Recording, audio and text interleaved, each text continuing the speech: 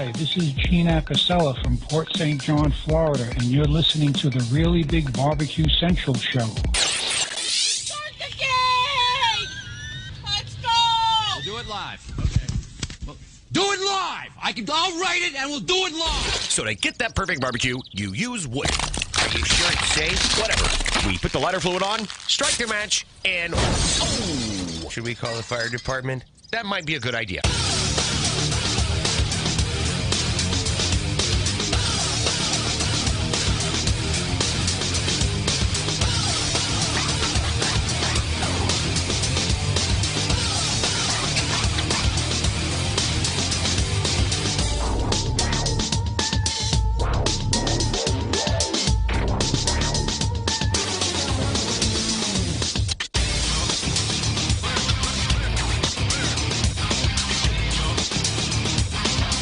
Good evening and welcome to the Really Big Barbecue Central Show. This is the show that talks about all things important in the world of barbecue and grilling. This show originating from the Rock and Roll Hall of Fame city, Bomb City, USA, Cleveland, Ohio. Cleveland, the barbecue capital of the North Coast. I am your program host, Greg Rempe. Happy to have you aboard here on your Tuesday evening's live fire fun and frivolity show. If you want to jump in on the show this evening, here's how you do it. You can get in touch with the show by sending an email to Greg at BBQCentralShow.com. Follow us on all the social media channels at BBQ Central Show. And be sure to subscribe to the show podcast feed on your favorite podcast platform. Anything else you want to find out about the show can be found at the main website, the BBQCentralShow.com. And here's what's happening in case you didn't get the newsletter coming up in about 12 minutes from now. Because next week, it will be the 27th, and it will be the last show of the year, and I have guests scheduled throughout the balance of that show. I'm not saying I don't have guests scheduled through the show, but I wouldn't say through the balance of the show. So in the longer interview segments in this show on the 20th, 14 past the first hour, I will attempt to do the first half of the 2022 year in review. Everybody's favorite show, especially those that are just new to the show. You get to hear all that has transpired through the course of the last almost 12 months. So you can be jealous that you weren't in it from the very beginning of 2022 or since the very beginning of 2020, 2008, 2006 before that, when the show started as a podcast. We've been here for a long time covering the live fire industry. But we will look at 2022, the year that was, the year in review. And my hope is that with the longer interview segment coming up next, I will be able to press through July and then call it quits there, because 35 past the first hour, we will be rejoined by the official Barbecue Central show's cigar expert, Mr. Jonathan from the Cigar Authority Podcast / live show. There's a couple days left until Christmas hits. We are in the midst of Hanukkah, so happy Hanukkah to those that are celebrating. So if you have a fan of cigars that is either going to be hoping to receive stuff over the weekend or would love to be receiving stuff over the next 8 crazy nights, or whatever night we're in. Are we in the third night of Hanukkah at this point? I apologize for not knowing directly off the top of my head, but somebody can tell me in the instant chat. Maybe they want a little, not only live fire, but smoky cigar type gift. Mr. Jonathan will help us wade through all of that. We'll also hear what's smoking well at the shop right now. So Mr. Jonathan will help us close out the first hour. Then we'll move into the second hour. And much like the first segment in the first hour, we will try to attempt to roll past the second half of the year in review. Is it possible that we're going to be able to get through 12 months, almost 12 months of content in what will roughly be 35 to 40 minutes? I can't lollygag around. I got to press through it, so I'll apologize in advance. However, we're going to attempt to do the year in review 14 past both hours. 35 past the second hour, and checking in for the last time this quarter and year, the first barbecue editor ever in the country, Daniel Vaughn of Texas Monthly Barbecue, will join us. Handful of topics to talk about, not the least of which is what? Foil boats as it relates to brisket. And I'm not going to be the guy that's taking credit for that. I had no idea that that was even a thing. However, after reading an article on tmbbq.com, it's a thing, all right. And a lot of the Texas barbecue restaurants have started to swear by it, at least a small handful of some of the biggest names out there in the Texas barbecue scene. So we'll talk all about foil boats and cooking brisket. We'll talk about savory ribs and if they are coming back to popularity or if they are continuing to wane. And we might also talking about trimming your Christmas trees with various barbecue ornaments. So Daniel Vaughn making his last appearance here in 2022, and that's how the show shakes out. Whole lot of me on either side of the opening segments in each hour, and then Mr. J from the Cigar Authority and Daniel Vaughn closing out the show. Don't forget you can follow me socially, Instagram, Twitter, TikTok, Snapchat, at BBQ Central Show. We say good evening to those of you watching tonight through the video streaming platforms, Facebook and Twitch /BBQ Central Show. Also, you can take in the show live via YouTube /RD Rempe. We'll also take a second to say hello to the folks using the audio streaming platform Clubhouse. So as I always say each week, if you'd rather hear us and not see us, Clubhouse is the way to do that. And of course, we do have this week's poll going, which is exclusively found on YouTube for whence you can actually reply and get counted. But if you want to, because you're on Facebook or something else, just throw it up there in the comments. I will see your answer, but it won't get tallied into the percentages. And the question is this: what are you eating for Christmas? Choice A, prime rib. Choice B, turkey. Choice C, other. And as we quickly review the poll at the moment, 40% of you eating prime rib, 0% of you doubling up on turkey, and 60% of you currently are going to be having something else other than prime rib or turkey.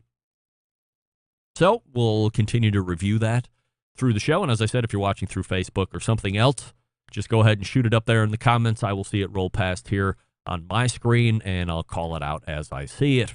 So let's start here this evening. I went back over the past week and listened to the Mike McLeod interview from last week 3 or 4 different times. And I have to say, as I try to slot this one into the many other interviews I've done this year and the thousands of interviews I have done over the life of the show, this one is top 3 without a doubt all time. This is one that I will remember 5 or 10 years from now. This is one that I will reference when somebody asks, what are your favorite interviews you've ever done on the show? This is a textbook example of what I would call an instant classic. There was an ease with which the conversation flowed. There was an openness, dare I say, vulnerability to Mike that hasn't been there in past interviews, that was present this time around. And aside from the World Food Championship final table question, there was no dancing around questions or answering them with a bunch of nonsense talk, just straight up answers to the questions I was asking. And it ranged from WFC stuff to his personal life, which I was very happy that he was open about, and then to the past relationship with the Kansas City Barbecue Society, which he went in on far more than I expected he would have. But I think that speaks to more of his comfort level in the confines of the interview than anything else. And up until last Tuesday, I was going back and forth between Jeremy Andrus, John Maris, the Macklemore boys. Of course, who could forget the John Marcus interview as being my favorite interviews of 2022. But after Mike McLeod's interview last week, he might have grabbed the top slot just as the year comes to a close. So if you missed it and you haven't grabbed it in a podcast yet, make sure you make it a point to do so, especially if you're a fan of WFC. And if you go back as far as me and remember what a dynamic partnership there was between KCBS and MMA Creative for those 12 years as they existed. So do that. Listener feedback from the show last week. Terry in Tennessee. Greg, I am fairly new to the show, podcast only, and I have heard you and some of your guests mention about sound quality. Last week, for whatever reason, it finally hit me, as in I finally noticed how great your show sounds compared to many other barbecue shows. If I can be completely honest, I thought all of your guests last Tuesday were in studio by the way they sounded. The fact that they were all in separate parts of the country, all sounded that good, is a gift to us, the listener. Thank you for taking our ears into account and making your production. I, for one, now notice and appreciate your efforts. Love the show. Merry Christmas. Regards, Terry. Terry, thank you for noticing. All right, we have Mr. J from the Cigar Authority ready to rock and roll. Before we get to him, I will talk to you quickly about Green Mountain Grills. Of course, Green Mountain Grills offering some of the best pellet cookers out there on the market today. So if you're looking for something that is better than entry level, but isn't going to cost you an arm and a leg, and depending on which model you're looking at, does provide some of those bells and whistles that you might be looking for, Green Mountain Grills is one you should be considering. First, go to greenmountaingrills.com, do the research there online, and then find a dealer near you, because Green Mountain Grills are only sold through a dealer network. So you have a choice line, which saves you some cash. It's just a solid operating pellet cooker, but you don't have all the bells and the whistles, if you will. But if you're somebody that can appreciate a fine bell or whistle or a combination of both, Prime Line, that's the one you're going to want to take a look at. You have the Peak, you have the Ledge.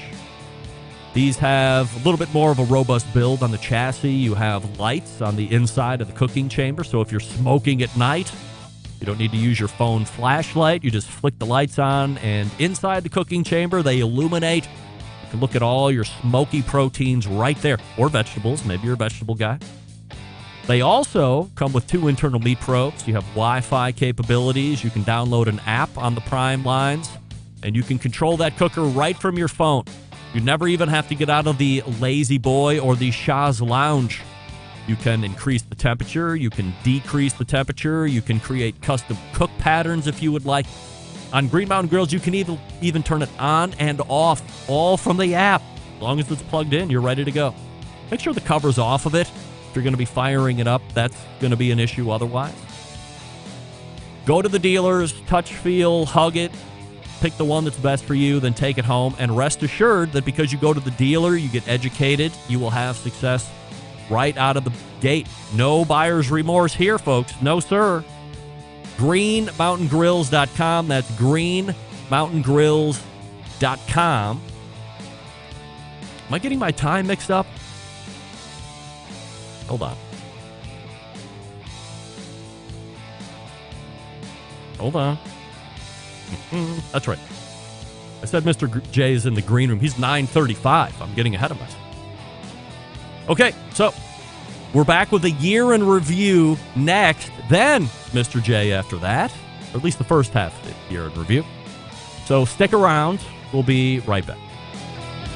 You're listening to the BBQ Central Show.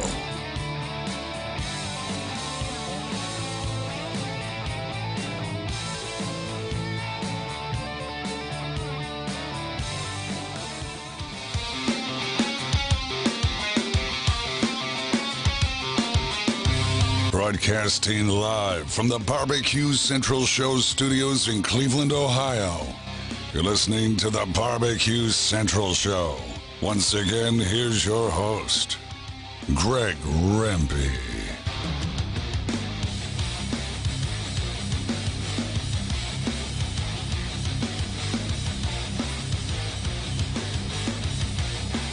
All right, welcome back. This portion of the show being brought to you by cookinpellets.com, your number one source for quality wood pellets for all your pellet-driven cookers. Visit cookinpellets.com for more information or to purchase. You can also take a look at their website and see what other items they might have that will lend a little smoky goodness to whatever it is you're cooking. That's the good folks over at cookinpellets.com. And now we will attempt the first half of the year in review. Folks, if you couldn't believe it, 2022 rapidly coming to a close. It started all the way back in January, and we have been plowing through a glut of content and interviews and other hijinks and tomfoolery. And if you're just getting into the Barbecue Central show right now or over the last couple months, here's what you've missed. Let's start with January. We kicked off the year in 2022 with a visit from Phyllis Straughter. Remember Phyllis Straughter, a.k.a. the Ghetto Country brand mother? She was very interested in making sure we will all on point as it relates to positioning our particular brands. She also gave out contact info, so if you wanted to get in touch with her, she would help school you up on making sure your brand was on point. When I quizzed her about my brand, she said, it's a little confusing. She didn't pull any punches. Mrs. Mista, as I used to know her, set me straight, and the Ghetto Country brand mother led off the year in 2022. Then, Sam the cooking guy got his hands on a new dry ager machine for meat. We have since talked a lot about dry aging meat during the year. You've seen it on many of his cooking videos this year as well. So he has put that to good use. Then we talked with Sean Walchef from Cali Barbecue. Sean, at that point in January, had just launched a new podcast called Restaurant Influencers in partnership and or conjunction with Entrepreneur Magazine, entrepreneur.com. And that has gone swimmingly this year. Also in January, Meathead and I talked about cold weather grilling tips because this past January it was cold. In fact, this weekend it promises to be some of the coldest weather we might see all winter. So looking forward to that a lot. Robert Moss joined us in January. I talked about the first ever Low Country Barbecue Festival that he had hosted.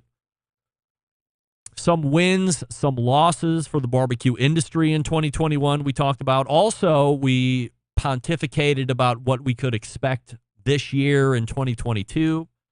So if you missed that, go ahead and get that interview. Smithfield also announced their 2022 grant program recipients exclusively on the show. Then we saw the reemergence of the Cheese or Font game show, which also made an appearance later in September, live and in person at the Hartville Hardware Grill Fest, believe it or not, where we gave away succulent free prizes for those in attendance that could decipher which word was a cheese and which word was a type font. Fun and frivolity at Hartville Hardware, to say the least. Weber's Grill Master stopped by for the first time in 2022, Dustin Green. We talked about the retooled Weber Genesis gas grill line. This, of course, well before the hot water that Weber has found themselves in over the last handful of months, just recently going from public company back to private. So we keep tabs on that. Also in January, Jess Pryles made her first quarterly appearance, and we did it live from Australia, believe it or not. She was visiting her parents for the first time in many years because of the whole coronavirus travel thing. We talked about shrimp poop.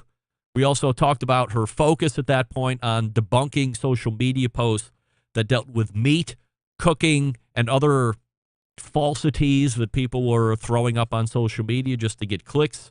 She was really into debunking at that point. We also had a first-time visit from a good friend and longtime podcaster, Kevin Sandridge from the Barbecue Beat. We talked about some trends we thought would take off this year here in 2022. Also, we had a visit from the official copyright and trademark lawyer of the Barbecue Central show, Suzanne Moskowitz.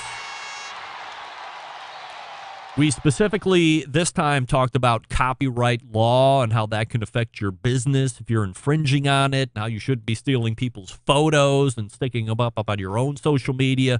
And even if you put in your post credit to so-and-so, that doesn't mean you're doing the right thing. We talked at length about that, and she made sure that we're protected as long as we're abiding by the rules. That was Suzanne Moskowitz. And then closing out January, did you forget about the meatloaf controversy of 2022?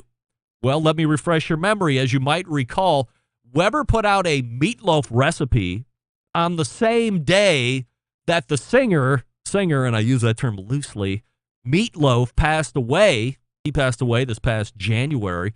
Weber then felt the need to put out an apology for folks who took to social media to slam them for being so tone deaf in their promotion of the meatloaf recipe. Of course, we all know that social media posts and direction is all done well in advance, and it was just surely, I would imagine it was just surely happenstance that the meatloaf recipe went out the same day Meatloaf dies.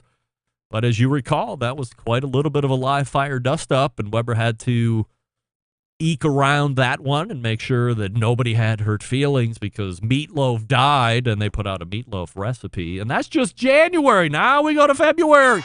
Kicking off February for a 4-month stint of personal barbecue roundtables was Malcolm Reed, and we decided that for the next 4 months, we would leverage Malcolm's expertise on the 4 big barbecue meats to see how he would do them in the backyard. And we did that from how he buys them in the store, how he's prepping them, how he's cooking them, all the way up to how he's serving them for him and his guests.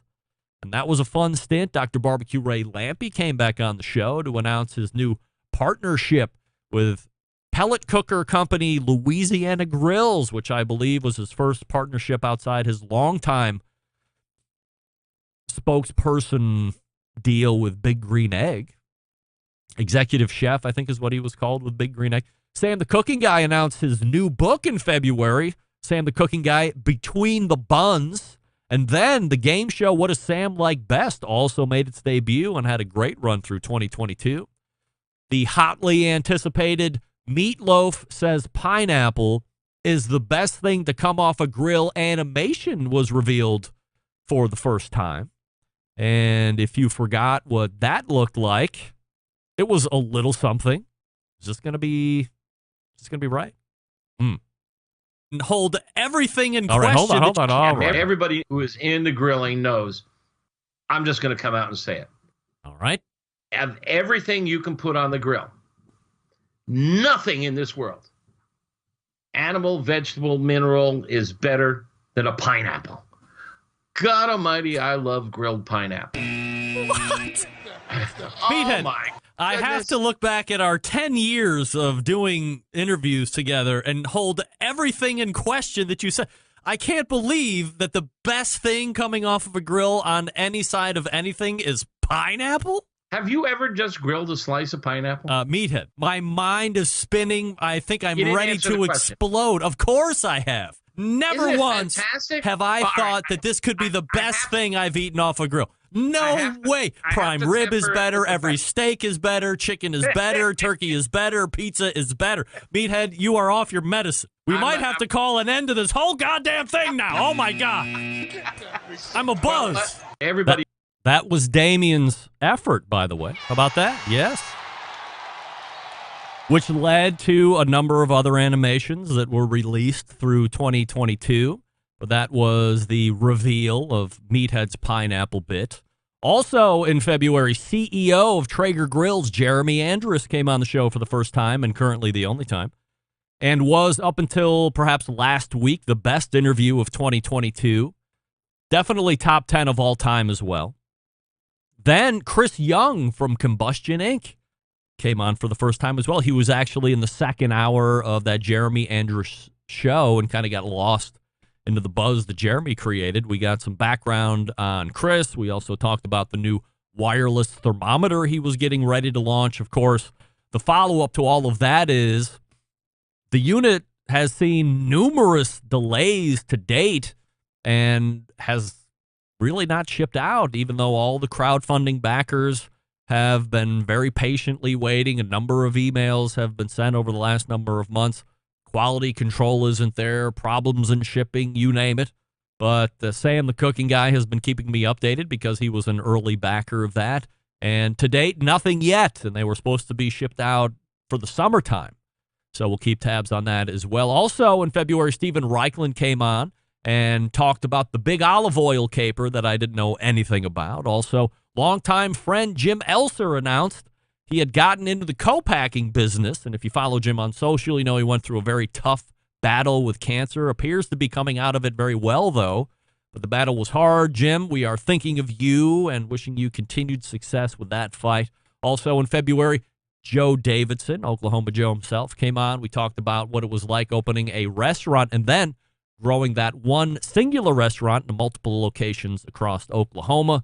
And then during the embedded correspondent segment in February, we learned that the longest running embedded correspondent from Texas, Doug Scheiding, has taken no less than 7 raccoons out of his house. Get that big stuff out of here.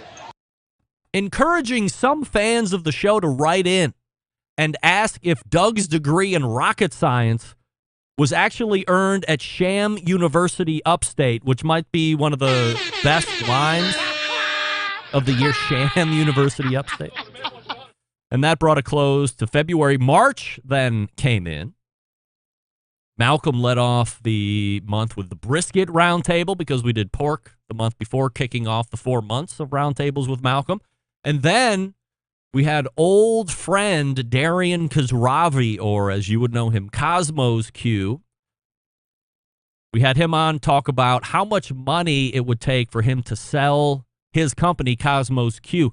This was a very interesting and enlightening conversation, and I felt the real launch of what I had affectionately referred to as the Barbecue Central Business Show being the 2022 nickname of this show, because we talked a lot of business this past year if you go back and look at it. So we talked to Cosmo about where his valuation of company is and what was his walk-off number, and he named it. So go back and listen to that if you missed it. John and John 2 McLemore, also known as the McLemore Boys, came on and had one of the best segments in 2022.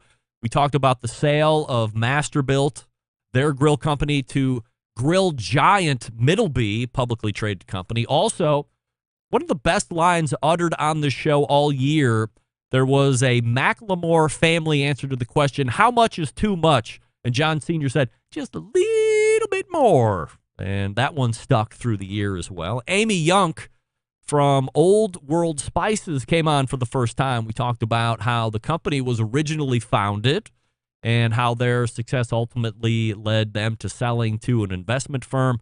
Also, they acquired Head Country Sauce, so they now have an in-house sauce maker, which they didn't have before. Then in March, Scott Nardi from Tanker Bell Steak Team came on for the first time, and we talked about his winning of the 2022 SCA World Championships. That was an interesting conversation. Tim McKeska made an appearance in March, Barbecue Central Show guest Hall of Famer. He came on, talked about where the skyrocketing beef, pork, and chicken prices were coming from, and if there was going to be relief anytime to be seen, which of course there wasn't immediate relief. It's somewhat subsided, but still much higher than we would love it. Derek Riches came on in March and talked about the 2022 HPBA Expo for the first time in 2 years. Talked about what kind of a turnout there was and if it had any type of pre-COVID feeling after it had knocked out for 2 years. Hadn't had that. So Derek was in attendance and giving us feedback there. Also, the first round of the Salt City Barbecue Podumentary with Rusty Monson took place, and that was a total of 4 quarterly visits with Rusty as we tracked him from planning to then opening the barbecue trailer and then, of course, running it through the course of the year and the pitfalls and the successes that he had. Mark Puente made his debut on the show. We talked about his Pulitzer Prize-winning journalism career, which led him into his passion project of what? Making tacos. And he lives here in Cleveland. No, I haven't had them yet, and that is 100% a shame on me. I will rectify that, but I can't believe I haven't had them yet, Mark. That's my problem. Puente's Tacos is the name of his pop-up / mobile taco situation. Also, making a debut on the show in 2022 was lead scientist at Kingsford Research and Development, Greg Dr. Flame Meyer, and we talked about their new, at the time, flavor boosters, which for many reputable sources and accounts since release didn't actually add any of the flavors they made to the food being cooked. However, John Solberg, Michigan embedded correspondent, did take a bite out of one, not lit, and said he could actually taste the onion and garlic in them, but evidently It burns off during combustion, and that brought a close to March. Then April, Malcolm Reed showed up. Chicken Roundtable this time. Also, Cleve Owens from Man Kitchen joined the show for the first time. And we talked about what? Yes, the $200 pepper cannon. Who knew this would have sparked an 8-month recurring conversation piece of 2022? More on the pepper cannon later in this year in review. Then we were joined by friend Clarence Joseph from Mom and Papa Joe's Barbecue, making an appearance here in 2022. We talked about his Reserve Grand Championship at the Houston Livestock and Rodeo Barbecue, which is a highly coveted title to win for any pitmaster. Side benefit to CJ, when we were sound checking, I saw that he had his own microphone set up, but it wasn't actually set up correctly, so we worked through it, and then he sounded great in his interview, but it also helped him with his own YouTube live stream as well, which he thanked me for, so everybody wins in that regard. Meathead also showed up in April for the first time ever. He no-showed. Get that big stuff out of here. Chuck Blount from the San Antonio Express-News made his debut in 2022. We talked about his position with the paper, his love for banana pudding. He also claimed to be a Howard Stern superfan, so at the end of the interview, I devised a game, ultimately proving that Chuck was about as much of a Howard Stern superfan way, turned it into a for-profit entity.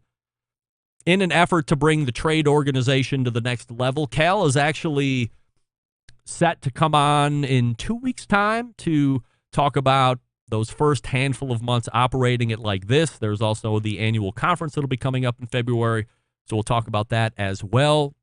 CEO of Solo Brands, John Maris, came on the show for the first time in April. We talked about how he has been able to grow Solo into the giant that it is now. We talked about the fire pits, the pizza oven, some other products that were ready to go into the market here in 2022. And I had no idea they were going to be as prolific as they actually were this year. However, they too really suffered in the stock price as they dropped very low over this year. However, another huge CEO get for the show, and another reason I named the show the Barbecue Central Business Show in 2022. April also saw the 4th season of American Idol Barbecue Central Show edition kick off with special judge all season long, lead singer of the actual band 3 Years Hollow, Jose Urquiza, graced us with his masterful presence. And he helped judge the contest all the way through. That was great. And then May came, of course. We kicked off the last month of roundtables covering ribs. He stayed on and talked about the upcoming Memphis in May in 2022 that was not going to be held at Tom Lee Park. We talked about the expectations that that event was going to have given the changes. Texas embedded correspondent Doug Scheiding showed outside of his normal monthly duties and did a complete tell-all of how he was successfully growing his Instagram account to now over 22,000 followers. Doug, look at you. Robert Moss and I talked about which made better grilled cheese, butter bread or mayo bread. We agree to disagree. He said butter. I maintain that mayo makes the better bread toast better. Did I say that right? There's no mayo taste, by the way, unless you undercook it for some reason, but who eats bready grilled cheese? That's gross. Emily Park came on in May, and we revealed exclusively on the Barbecue Central Show the 9 finalists for the 2022 Barbecue Hall of Fame, the 3rd year in a row we've done it. Always a pleasure to do that. And I don't have enough time to get through the rest of May. How about that? Oh, man. Second hour is going to be a race. So we're going to move that all the way over here. And we will pick up mid-May when we get back. But Mr. J has had enough of hearing the year in review of the Barbecue Central Show. He's ready to talk cigars. I will talk to you quickly about Primo Grills, what we love about ceramic cookers. We love that they're fuel efficient. We love that you can achieve low and slow temperatures for traditional barbecue meats. Or you can get rip-roaring hot for high-temperature grilling of steaks and other thin cuts. But what's missing in the everyday lineup of ceramic cookers? The real ability to do true two-zone cooking. Two-zone cooking is very important to both professional and backyard cooks alike. It's the best way to manage a fire and cook with confidence. However, getting a two-zone fire in a round ceramic cooker, not very realistic. Why? Because it's round. Enter Primo Grill and their game-changing oval design. The shape gives you the ability to execute a two-zone setup that you desire. It also gives you the other ceramic grill benefits as well. You can cook 60 different ways on this thing, so you're only limited by your culinary imagination. They have all the accessories that you want. And like Green Mountain Grills, only sold through dealers. So find one at primogrill.com and then visit. Find the size oval that's best for you and then take that one home. Here's the bottom line. Best ceramics in the biz, patented technology, true two-zone cooking capabilities, multiple sizes, and yes, if you just have to have a round ceramic, they offer those. But I say break the mold. Be the trendsetter on the cul-de-sac. Get the oval. You'll thank me later. Follow them on Facebook and Instagram. And once again, it's primogrill.com. That's primogrill.com. We are back with Mr. Jonathan from the Cigar Authority. Right after this, stick around. We'll be right back. You're listening to the BBQ Central Show.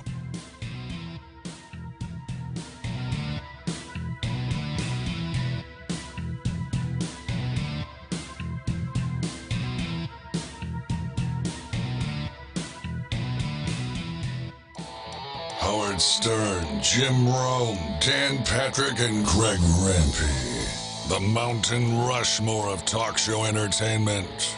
Now, let's get back to the BBQ Central Show.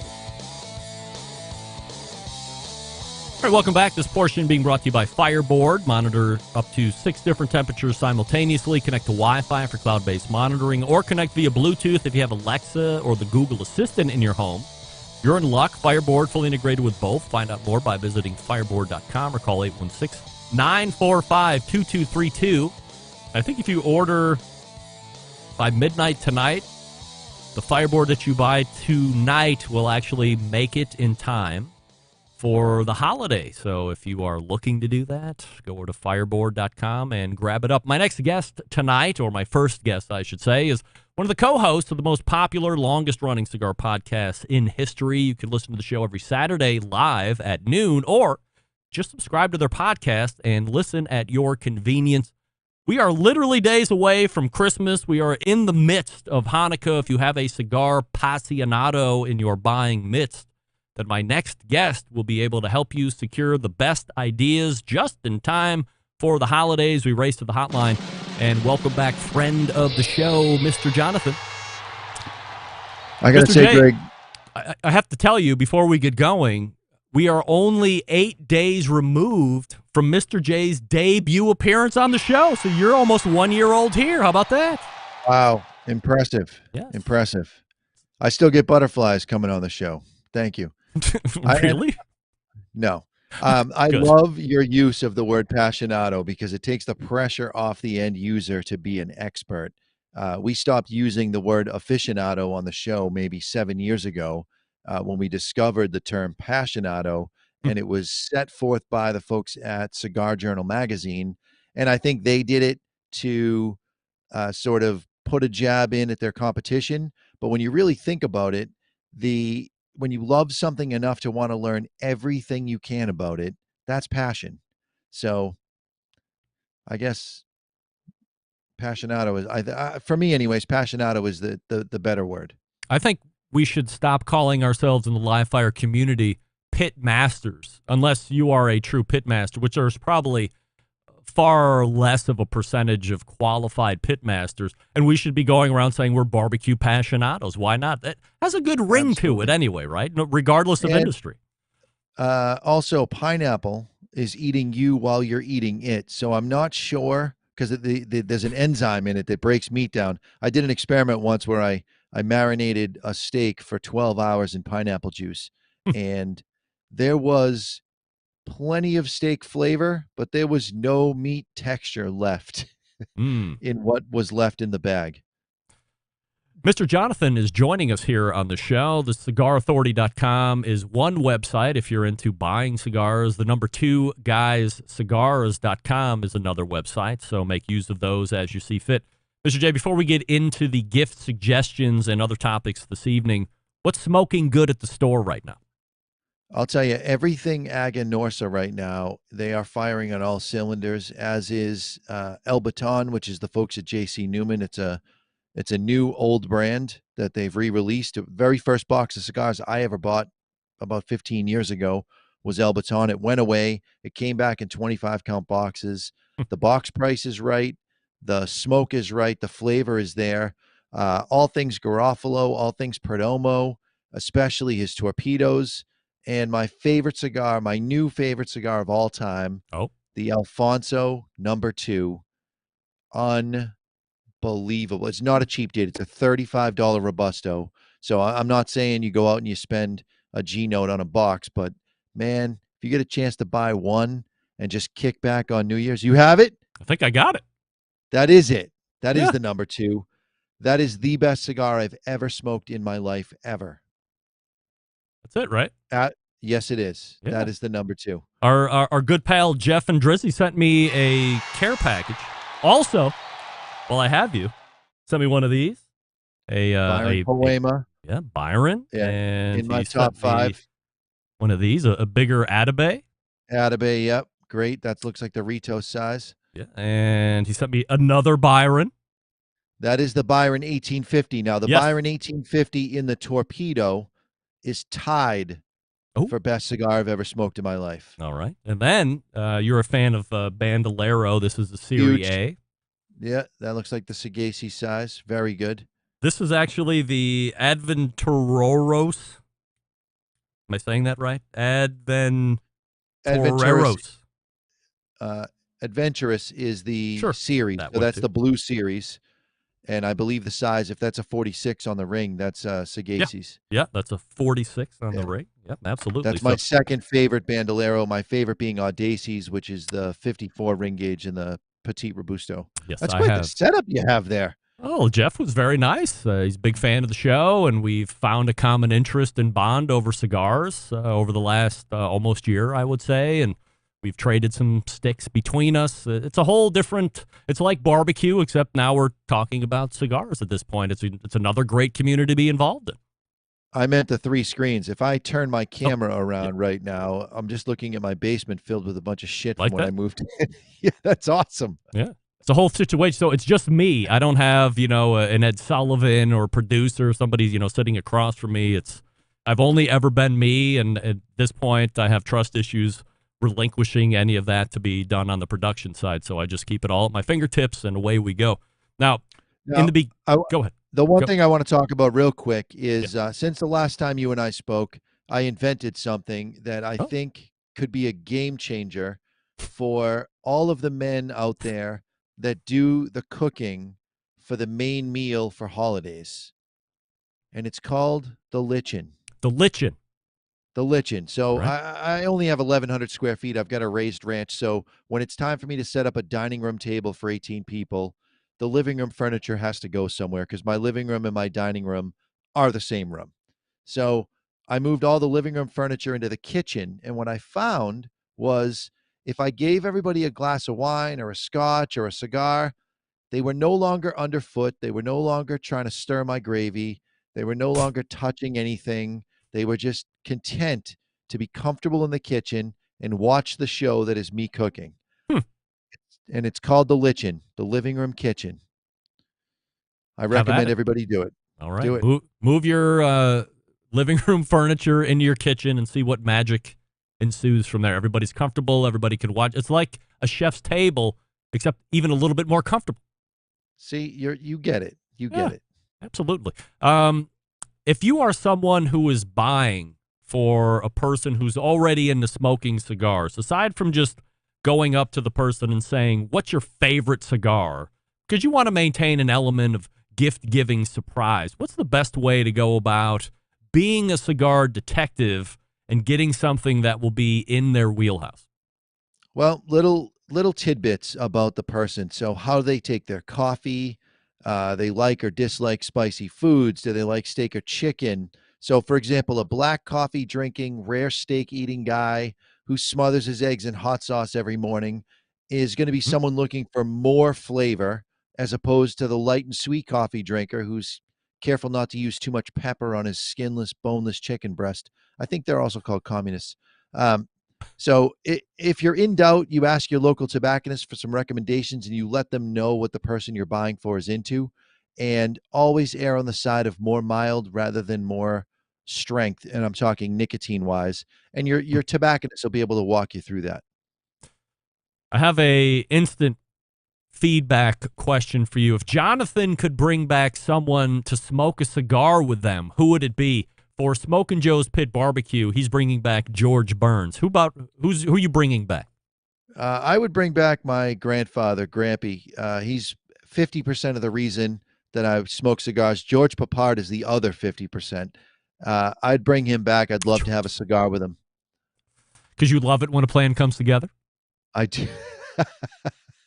I do love it when a plan comes together. Now, on the other side of this, let's say someone's interested in getting into the hobby of cigars, but they are starting from zero. So they are using this holiday as a springboard to amass cigars, various accoutrements. There are needed to get off on the right foot. What do you suggest from a cigar standpoint? And is there a standard amount one would spend on this type of scenario? All right, so there's a couple of ways to play this. So this is the season for sampler packs, and especially if your shop is building the packs themselves, they're known as multi-vendor packs, which you don't see out in the wild. Perdomo is not going to put out a pack with Rocky Patel, with Drew Estate. So if your local shop puts together a multi-vendor pack, that's an easy, economical way to be able to try a bunch of different cigars, different price points, flavors, styles. And so for a couple $100, you probably could get up to, I know in my store, you can get about 20 cigars for $200, and they range from $5 to $38 each. You can try the lowest of the low and the highest of the high and everything in between. And that'll give you a chance to be able to just sample a bunch of things. And if you're listening to this in January and it's no longer buying season for the holidays, then you could spend about $100 a week for 4 weeks, and you partner up with your local tobacconist and you let them know what your budget is. And don't be afraid to push the price point because you're committed to the $100. So if they have a cigar that's $30, get the $30 cigar and get a few $5 cigars. And the next time, maybe everything is in the $9 range. But work with your local tobacconist to be able to get a little bit of everything over the course of the 4 weeks. So you're going to spend $400. You're going to try a shitload of cigars. And at the end, their goal is to find cigars that are box worthy. And most cigar shops offer a discount of between 10 and 15% by the box, even if it's not listed on the box. So don't be afraid to ask, but also don't be a dink and try to haggle the price down. The price they give you is the price they give you. The second time you were on the show, we talked about accessories and how one doesn't need to break the bank on a lot of the most essential stuff. But since it's the holidays, what items are we recommending making a spend on that you normally wouldn't otherwise? So there is a cutter called the Colibri SV. SV stands for straight and V. Oh, I happen to have one right here. So I like this cutter as much as I like my Blackstone grill. Because when I know I'm smoking with other people and we're all smoking the same thing, I cut mine with the V cutter because most people don't have a V cutter in their pocket. The rest of the time I cut with a straight cutter. The best part about this is making the cut in the car, because when you close it, the second blade closes behind and all the schmuckus from the end of the cap gets locked inside the cutter and you dump it when you're ready to dump it. So I no longer have cigar caps kicking all over the car. Do you have a thought on which cut produces the best flavor, or is that a bunch of nonsense? A straight cut. So imagine you go to a fancy restaurant and you're spending $50 for a steak. And of course, you and I are both hoping and praying that the cook can cook the steak as well as we can. You order a glass of wine, and imagine if the waiter brought the glass of wine out in a juice box and he gave you a straw. Whole different experience than if he hands you a wide open goblet. I mean, let's say it's a $30 glass of wine and he gives you this big, huge goblet. And when you go to tilt that wine, you get the bouquet as you're about to take the first sip and you're experiencing the retrohale on the vapors and everything's all happy with that big goblet. You don't have that experience when you have a juice box with a straw. And that's the difference between a straight cut and a bullet cut, by and large. A V cut with the Colibri, they go so deep, it doesn't break the final cap on the cigar, but it does manage to open it up so you get 98% of the same flavor that you'd get if you were to straight cut it. But straight cut is the way the blenders blended the cigar to be cut. There's a wide interest in Cuban cigars, perhaps because of the laws that are currently existing, which prohibit you from getting them into the United States. Maybe if there weren't those laws, the fascination with Cubans or trying to possess them would decrease substantially. But we are a resourceful people, and we look for ways to find ways around these laws. As someone who has been in the cigar business for years and years, Mr. J, how easy is it to get Cuban cigars into the States? Well, the easier it is, the faker they are. So with the recent moves by Habanos to level the playing field on pricing, everything is set to Hong Kong pricing. So you're going to be hard-pressed to find the lowest tier cigar, which is Hoyo de Monterrey, for less than $30 a cigar. So why would you even want to try? I mean, it's an $8 cigar in Cuba. I was there in Cuba for $8 Cuban pesos. That's with the exchange rate. It's $6 with whatever that is. So maybe $6.50. And it costs them less than $1 to make it. And you're paying $30 for a $1 cigar. I'd be out. My main concern really is that you're funding communism at that point. I agree with that. Secondly, and let me follow up on a more personal level. There's a cigar shop. Let me see where this smacks you. There's a cigar shop in Istanbul, Turkey, that seems to have a line on many of the top Cuban brands. And they tell me they will ship to me here in Cleveland, no issue. Would your level of concern on me getting ripped off be very high? And I say ripped off, not that they're not going to send it to me, but the fact that they're probably not going to be authentic is concerning. Yeah, they're absolutely not going to be authentic unless you're paying. Let's say you're getting Hoyo de Monterrey. If you're not paying $30 a cigar, they're fake. They can't be real. Because now Habanos is now owned by Communist China, half owned by Communist China. They're getting the vast majority of the shipments sent over to them. What little is left, why would a shop sell and risk the import issues going into the United States for less than what they could sell those individual cigars for in their store? So the only answer is that they're absolutely fake. And I don't care what they tell you. Oh, we'll take the bands off. Oh, we'll ship them in different boxes. It's all bullshit. If you went into that shop, you would see what the real prices are, and you probably could buy real cigars from Cuba, but you're going to way overpay. Yes or no? As a cigar authority that you are, Cuban cigars on the whole, overrated. All right, here's my story about Cuban cigars. I went to Cuba. I could buy any front mark that I wanted. By the way, they're all the same. Any front mark I wanted. I could have holograms on the boxes. I could have numbered boxes if I wanted. I could have any brand, and I could pick the roller to make it, and I could go hand select the tobacco for $3 per cigar. And I turned them down because they weren't worth $3, let alone $30.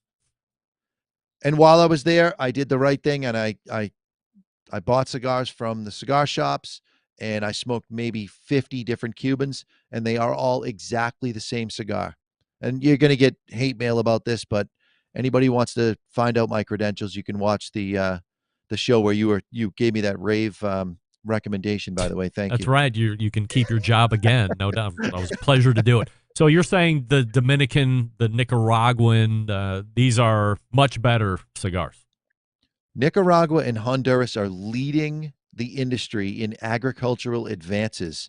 Cuba is stuck in 1952, 10 years before the embargo was signed. There is not a single thing that they do that is considered correct in the cigar industry, starting at leaving the flower on the plant. Everybody picks the flower off the plant because the goal is to grow tobacco leaves. But the guy that's growing tobacco in Cuba only cares that he gets so many bundles of tobacco at the end of the road, at the end of the growing season, to make his $22 a month. I mean, that's it. When you go to a plantation like Perdomo and they won't let you walk down the rows of tobacco because you might compress the soil too much on one side and damage half of the plants. They won't let you bring food that has seeds in it anywhere near the fields because the soil is so fertile that it will grow a watermelon if you drop a watermelon seed, and not just any watermelon, the biggest watermelon you've ever seen. I saw lemons the size of cantaloupes, and I'm not exaggerating, just because somebody dropped a lemon 30 years ago. Wow. Yeah, Nicaragua and Honduras are, and to a smaller degree, Dominican Republic, but Nicaragua and Honduras, Bear Systems is in there, drip irrigation, computer controlled. You've got drones, infrared scanning the fields. There are no drones in Cuba. There are no dudes with backpacks walking around spraying nitrogen in the 10 by 10 quadrants that needs it. There's no Bear Systems in Cuba. I mean, Aladino was able to turn one of their fields into Cameroon, Africa for a growing season and grow Cameroon that you can't tell the difference between this Cameroon and real Cameroon. Wow. Cuba is old news, man. People want it because they can't have it like they wanted Coors beer in the 70s. In the beginning of 2022, there was a thought that this would be the year of the quote-unquote value cigar. So now that we're closing out 2022, did this idea really pan out, or was it more traditional buying patterns than consumers looking to downgrade in cost? There's a couple things going on. So on one hand, you have value cigars like Montosa Maduro, which is in the Contenders Pack this year. It's a contender for Cigar of the Year, and it's selling great because of the price point. But we're also seeing tremendous growth in the super premium segment, like Selected Tobacco. Their numbers are through the roof this year. Atabey, Byron, Alfonso, Bandolero, leading the industry. Yeah, and also, by the way, in my store, I run the Salem Two Guys Smoke Shop. So we're a $10 million company, and I'm good for about a third of that in sales. So typically what I see in sales is what's going on in the whole company. And we are up big with the super premiums. So what it seems to me is consumers are either spending less and smoking more, or smoking less and spending more. And I'm seeing both happening. So is it the year of the value cigar? On one hand, yes, it is. But on the other hand, people are seeing the value in the higher price cigars and what they're worth. And they're just choosing to consume 2 cigars a week instead of 1 a day and really have an experience when they smoke. If you're somebody that's just getting into cigars, or you are a budding aficionado, as we are now going to champion that term going forward, you should be listening to the Cigar Authority Podcast. The cigarauthority.com is the website. You can subscribe to it on all of the podcast platforms. You can watch it live on Facebook and YouTube, but of course you have to be signed in because smoking and all that stuff, it's like a situation. But you can find it and get it live if you have nothing to do on Saturdays between noon and 2 Eastern. And you can find Mr. Jonathan from the Cigar Authority right here on the show talking about cigars and food and all this other stuff as well. Mr. Jonathan, as we approach our 1 year, I thank you for all the information, all the entertainment you've given us, and look forward to carrying on in 2023. Have a great Christmas. I'm just so grateful that your bar for what you call entertainment is low enough to include me. Thank you. You got it. You set the bar high, Mr. J. Come on, who you kidding? That is Mr. Jonathan. Once again, the cigarauthority.com. Add the in the beginning there, the cigarauthority.com. Or if you want to buy cigars, the number 2 guys, cigars.com. And that is a great segment, covering all the aspects, getting you ready for the holidays, the last-second gifts, where to splurge, set on the cutter, and Cuban cigars are nonsense. I'm paraphrasing. All right, let's see. We got that one. Do that one in the second hour. All right, we're good. So we're not that far behind, but the information was great, which I certainly appreciate. We will come back to wrap the first hour and then head over to the second hour. Stick around. We'll be right back.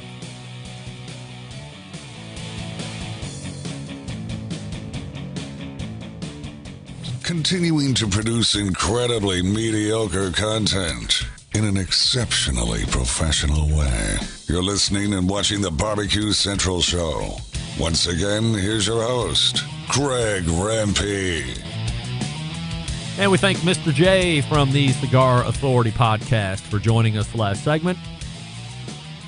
TheCigarAuthority.com or the number 2 guyscigars.com, whether you're looking to get cigar entertainment or buy cigars. You can use those 2 websites respectively to do both of those pieces of business.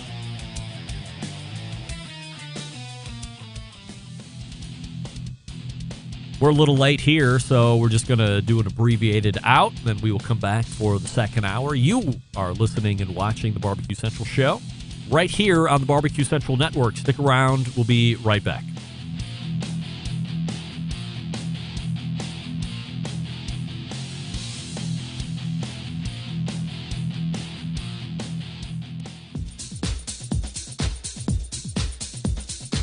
Happy to have you aboard here for the Really Big Barbecue Show. Boing. We cook because we have to, and we grill because we want to. Hit me. Fine, how's it going? You have a great show. I'm a big fan. Boing. So what seems to be the problem here? This man looks like he's dead, and he's in the crackle. Charbono! It's all about the Charbono, dude! Succulent fish, what? He ate 2 feet for wieners. But listen, Libertius, shake your face. I'm shaking like a dog shit peach seeds. We have top men working on it right now. Top men. And just like that, we are into the second hour. It's the Barbecue Central Show, where we talk about the most important live fire barbecue and grilling items of the day, the week, and the month. Sometimes the quarter, if they're stretching that long. The show coming to you from Palm City, USA, Cleveland. Still to come on the show, the second half of the 2022 year in review. Also, Daniel Vaughn from Texas Monthly. We say good evening to those of you watching tonight through one of our video streaming platforms, Facebook and Twitch/BBQ Central Show. You can also watch over on YouTube. There is a poll going on, and currently 67% of you are saying that you're going to eat something other than prime rib or turkey. I didn't see that one coming. I thought it was going to be prime rib in a runaway, but it's other. So what else is other? Spaghetti, pizza. I can't even think of anything else other than spaghetti or pizza if you're not going to eat prime rib or turkey for Christmas. But you tell me what you're going to be eating. We also say good evening to the folks using the audio streaming platform Clubhouse. So if you'd rather take us in audibly instead of visually, I certainly appreciate that. And you can do it over at Clubhouse. Both YouTube and Clubhouse have chat rooms. So if you want to chat with the other folks in those particular platforms, you can do that. That's also where the poll is taking place on YouTube. So if you want your vote counted specifically, you have to go over to YouTube, find the live show, and then vote prime rib, turkey, or other. And as I had mentioned, 67% of you are saying other at the moment. Coming up on the best moments of the Barbecue Central Show in 10 minutes or less this Friday, episode 261 is hitting, taking you back to December 26, 2012. And just as we are in the middle of a 2022 year in review show, back in 2012, I attempted a roundtable year in review show. Making up the panel back then is the most likely successor to AmazingRibs.com, Clint Cantwell, old friend of the show, Shane Draper from Draper's Barbecue Products, and eventually Grilla Grills, and then pitmaster of Whiskey Bent Barbecue, the team, and the podcast, Chadley Von Ward. What was the barbecue world like 10 years ago, you ask? Well, this will give you a great look at what the scene was like back then. It also goes to show why I might not have done a recurring year in review with a panel of people. Lots of logistics that can blow up in my face. Live and learn. And what I've learned is that me doing a year in review show solo is better than doing it with a group. But the growth of the show is dependent upon learning what works best and what doesn't work best. That didn't work best. So enjoy the look back 10 years ago and hear what we thought was the biggest surprise of 2012 was to each one of us. Again, Clint Cantwell, Shane Draper, Chad Ward, and myself making up the Year in Review panel. Don't forget, if you want to hear a guest or segment again that has been lost in the archives, email John and let him know what you would like to hear. JON@thebbqcentralshow.com. Remaining shows in December, a.k.a. the rest of the year.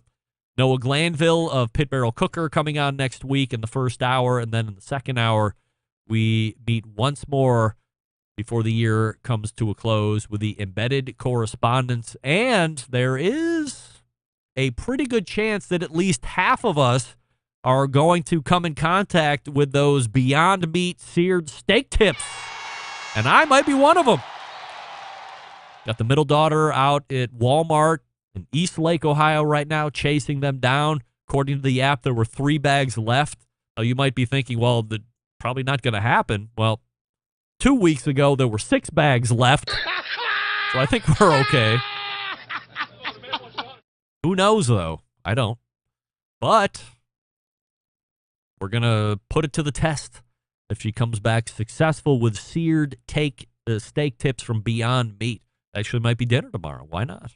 Email from Michael. Greg, listening to your show this morning on the way to work, you were talking about a previous episode on college athletics. I'm a little behind catching up on the podcast, so missed that episode specifically, although it is on my to-listen-to list. Figured I should reach out before I forgot about it. Daughter's 15, a freshman this year, but loves soccer.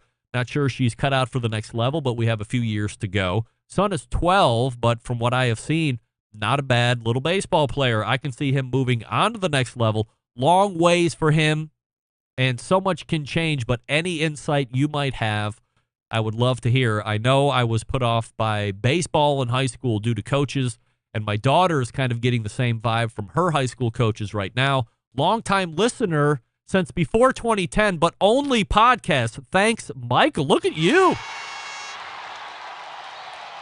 Since before 2010, the live show has only been around 2 years prior to that. So what was it specifically, Michael? Was it 2009 or 2008? Was it just the original podcast before the live show started in 2008? I would love to know. So you got some athletes on your hands, which is great. Even the freshmen, and it sounds like maybe college isn't going to be where she ends up. But even a freshman in high school right now, that's a long way to go to get through high school, get into college, and then make that commitment to playing college. Certainly in your mind as an athlete, as a parent, you're going to want to make up your mind in the high school years on if that's something that you actually want to do as a family. And for both of the sports that your kids are in, regardless of daughter or son, you have soccer player, you have a baseball player. I can tell you right now, as somebody who's been involved in travel softball and travel volleyball, still in travel volleyball, you don't need to play high school soccer and you don't need to play high school baseball in order to be seen and ultimately get an offer from a college team. That's what the travel sport is for. Your most elite competition is going to be on a travel soccer team. Your most elite baseball players are going to be on a travel baseball team. And then if you're playing at school for fun, but there's no baseball coach and there's no elite soccer coach at the college level that's going to be coming to your high school, I don't want to say never, but 5% or less, are going to come to your high school to watch your singular kid kick the ball around or play baseball, when they can go to a soccer tournament or a baseball tournament for a whole weekend that isn't in competition with their schedule, because typically your high school season and their college season are in competition with each other. So they're not going to leave their regular season to come and watch you during your high school season. That's not going to happen. They're in their job at that point. but they will show up for a weekend when they're not in conflict with schedules to watch 100 or 200 15-year-olds, 16-year-olds, 17-year-olds, whatever class they're looking to recruit for at whatever tournament that you're in. And the higher level that you're at, the more elite and higher the divisions are going to be. So I don't want to take a dump on high school sports, but basketball, boys or girls, baseball, boys, softball, girls, track, I think, has club as well, or an inside-outside season. The only sport you still have to play for college is football. There's not travel football yet. And I don't know if that's something that's ever going to happen. Otherwise, I think it would have seen the light of day by this point.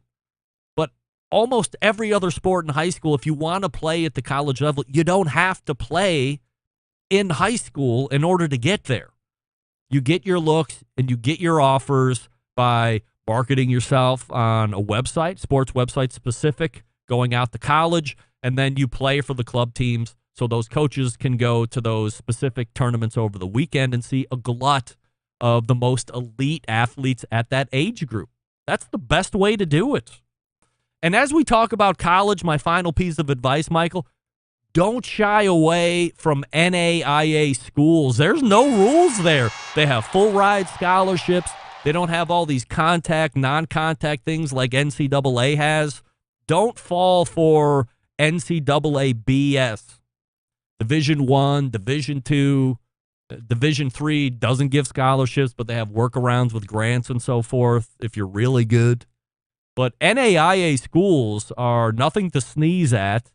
And if you're really good, you want to play.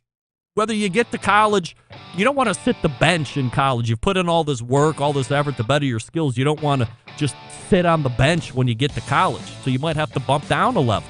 Instead of Division I, you might go to Division II. Instead of Division II, you might go NAIA. But don't sleep on NAIA schools. Don't let anybody tell you that those are inferior talents. They're not. And they got money. And if you're a committed athlete, you can play all year round. No rules, just right. We will continue with our 2022 year in review. But before we do that, I will tell you about Big Papa Smokers, the one-stop online shop for all things barbecue. A curated selection of only the best outdoor cooking and grilling supplies, getting you on the path to better barbecue results in no time. Everything at Big Papa Smokers has been Pitmaster approved by Sterling Big Papa Ball himself. From the award-winning rubs and sauces to the American-made grills and smokers, Big Papa Smokers has everything you need to be a better outdoor cook. Known for the championship rubs and seasonings, popular flavors like Sweet Money, Cattle Prod, Cash Cow, all proven winners on the competition scene and in the backyard. 13 perfectly balanced flavors, transforming ordinary meals into extraordinary.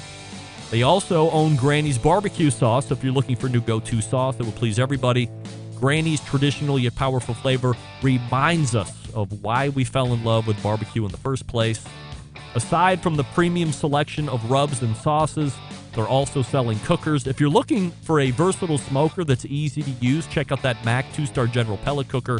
Big Papa Smokers, the exclusive Mac dealer, even offering special packages. If you're not a fan of pellet smokers or you don't know what grill you might want or need, call them and ask questions. 877-828-0727. That's 877-828-0727. Or just shop their website at bigpapasmokers.com. That's BIGPOPPA smokers.com. We are back with more Year in Review. Right after this, stick around. We'll be right back. You're listening to the Barbecue Central Show.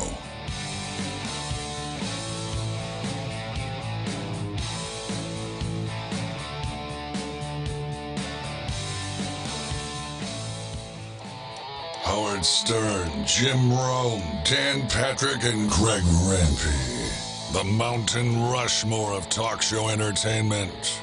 Now, let's get back to the Barbecue Central Show. This portion of the show being brought to you by Pit Barrel Cooker, the most unbelievable outdoor cooking device on the planet. Currently available in 3 sizes with a host of accessories. If you're a beginner or if you're a professional, it doesn't matter. A cooker you want to add to the arsenal, visit pitbarrelcooker.com and tell them the Barbecue Central Show sent you. So we were in the middle of May, getting through the year in review. Tim Scheer was on in May. Well, at least he was set to come on to talk about the impending Memphis in May contest in 2022, but he missed the segment. Now, normally I wouldn't reference this, but it plays a role in a future interview. If you're a fan of the show, then you know where this is going to lead. Also, there was a bonus content episode in May. The Bad Jew, Rebecca King, came back to Cleveland, and we met up at Larder Delicatessen in Hingetown and did a podcast recording about where her career is going and what she hopes to do in the near/midterm future. By the way, her pork strami was indeed incredible. She travels with 20s and 20s of pounds of pork strami at all times. She's giving them to TSA. She's giving them to the owner of Larder, Jeremy Umansky. She's giving pork strami to me. She's doling it out. A proselytizer of her own product, which I certainly appreciate. You can get the bonus segment in the podcast feed. I referenced Tim Scheer a few minutes ago. Well, he showed up this time and was part of the team that won Memphis in May 2020. So we openly talked about if this is going to be a trendsetter for the show karma working in reverse.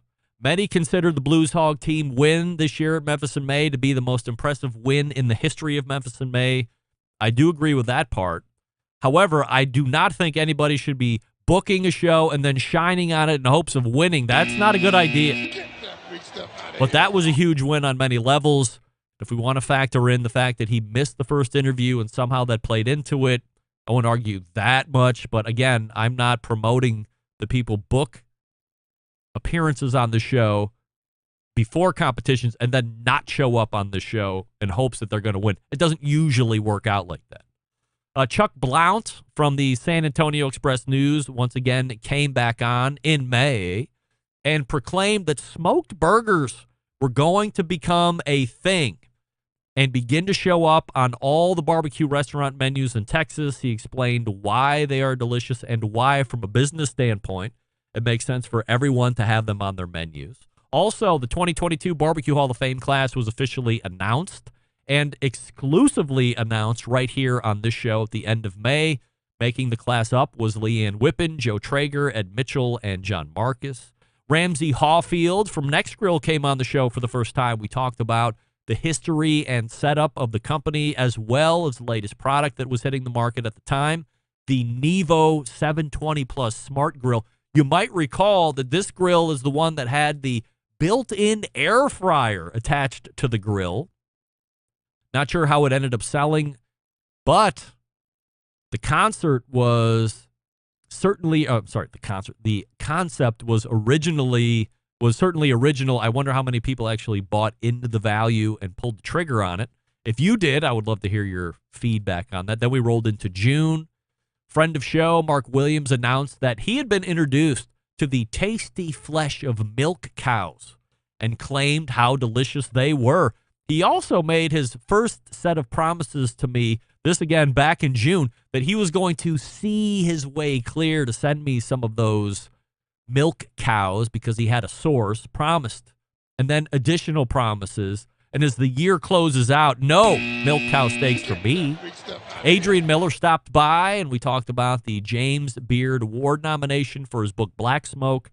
I also asked him about the 2022 Barbecue Hall of Fame Impact Award going to the Unsung Black Barbecue Cooks. I told him I thought that was a lazy choice and a lazy thing to do, but he told me why the committee did it and why that was actually not a lazy thing to do, and that was a great conversation. Meathead talked about combustion and charcoal, and many of you thought that conversation was specifically great. John Marcus came on the show after a lengthy time away. We talked about his getting into the aforementioned Barbecue Hall of Fame, and then we went on a journey back as I got the full origin story from John. We went long on this one, long enough to the point where I actually took the first ever pee break during the segment. It was an honor for me to lead the discussion, and the fact that John was so open and honest only led to the greatness of the story. My favorite two parts, if I had to pick two parts, was the story about where he goes into Bob Hope's trailer in order to like cold call him to try and write stuff for him. And he's caught up with Miss Ohio at the time, or was it Miss Columbus? And then, of course, the part where he's at home back in London, Ohio. His dad was still down on him being this TV producer, so he goes out for a walk. And as he's strolling his neighborhood, at the time, The Cosby Show was coming on Thursdays at 8 o'clock or whatever it was. Every house that he's walking by, every house is tuned to The Cosby Show. And hearing him recount that story was absolutely magical. So if you missed that John Marcus interview, go back and get that in June. Zach Myron made his first appearance on the show from Oklahoma Joe. We talked about the Ryder DLX pellet cooker and how it was bringing something new to the market. This version, an improvement over the first generation model. And as someone who has had personal use of this cooker now for months, I do like it. It does have some of the bells and whistles, but not all of the bells and whistles that you would typically find with cookers in this price range. However, I will sacrifice some nonsense for a cooker that's actually well built and feels like it will last a long time, and I do think that DLX fits right into that wheelhouse. Derek Riches wrote an article on how to become a social media influencer, and the embedded correspondents and I reviewed the then newly released Wagyu burger from Arby's, which has just recently been re-released as I'm seeing commercials for it. So if you missed it the first time, get it this time, but be prepared, in my opinion, for average product at best. Remember, Arby's has no grill. So as Bill Oakley, fast food expert of the Barbecue Central show, explained to us when we had him on, the burgers are sous vide and then finished in the deep fryer. The finals of season 3 of American Idol Barbecue Central Show Edition took place. John and myself made it into the finals, where we sang a duet pre-recorded, and then we sang live in the finals. Who took the crown? All shall be revealed here shortly. Then we move into July, the month where I single-handedly introduced all of you to the food trend of 2022, the mayo as a binder food trend. This is when it was first mentioned during the segment with Malcolm Reed, and it spun off into a social media sensation and frenzy that we know today. No matter what that Dick Pace character says, it's mine, all mine. Season 3 of Barbecue Central Show's American Idol came to a close, and guess who was crowned as the winner? Me! Yes, sir!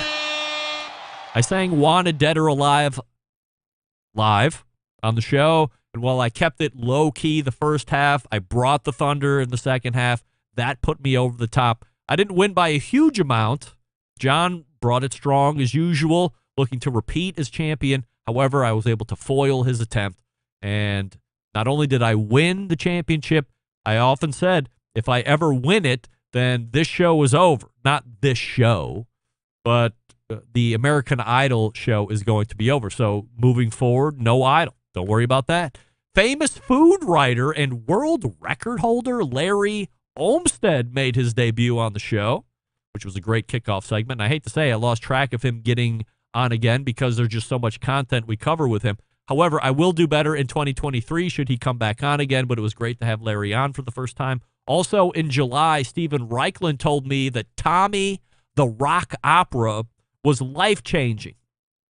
So I listened to it from start to finish, and after review, I have to say it's easily one of the biggest wastes of time in my life. Get that big stuff out of here. Yes, the subject matter is pretty heavy, but the music was as bad as it gets, so I continue to question Steven's musical choices as we move forward in 2022. Travis McGee from M Grills joined the show. We talked about how he sold his company, M Grills, to a big industrial manufacturing company and welding company in Nebraska, and as I just saw today, is actually stepping back from being the creative director employed with that company and branching out on his own. So he's fully divested out of that completely at this stage. Jonathan Jones from Smoke and Hope made his debut on the show in July. We talked about how he got into barbecue and then how he created his foundation, Smoke and Hope. He's also an ambassador for Oklahoma Joe's. We talked about how that relationship came to be. Then we move into August. I'm never going to get through the end of this. Leading off the month of August, the former CEO at KCBS, Emily Detweiler. This was the first time she came on the show just as a person, not affiliated with barbecue or KCBS. We talked about why she stepped down as CEO, where she was going. She also mentioned that the first edition of the Competitive Steak Association was worse than their current Competitive Steak Association. I say they are equally sucky. I question, did they even have a competitive steak event this year? Even after all of the hype and here are the rules and we're anti-SCA, blah, blah, blah. Did they even have one? I don't remember hearing about one.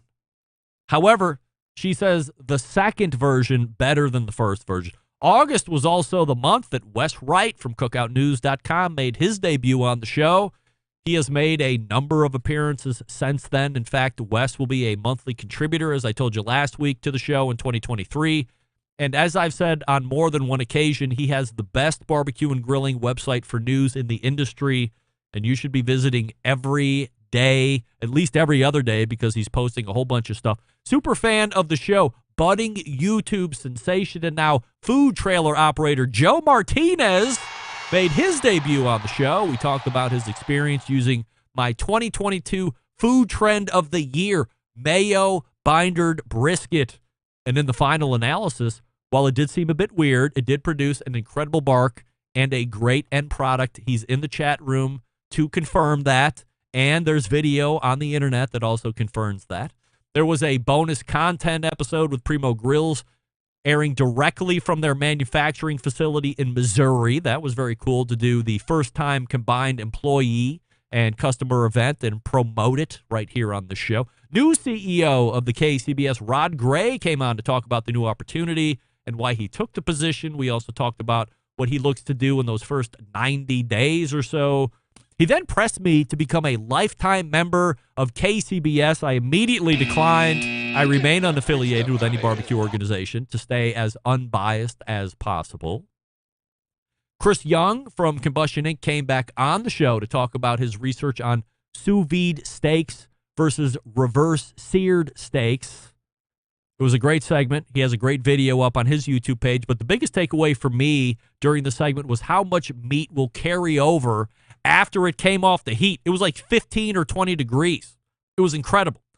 John Furman from Bub and Mother's made his debut on the show. We talked about why he decided to get into the rub biz. He also talked about how he's helping veteran charities in his local area, but plans to have a much deeper reach moving forward into 2023. By the way, the rubs are really good. Highly suggest you try those. Host of the Pit Life Barbecue Podcast, Johnny Maggs, made his debut on the show. He was on with the most recent guest, Mr. Jonathan from the Cigar Authority. We recapped their burger battle that they had at Two Guys Smoke Shop in New Hampshire. Johnny Maggs came out on top, of course. And then we went into September. We let off September as we do each month with Malcolm Reed. However, we really dug into the state of Memphis in May.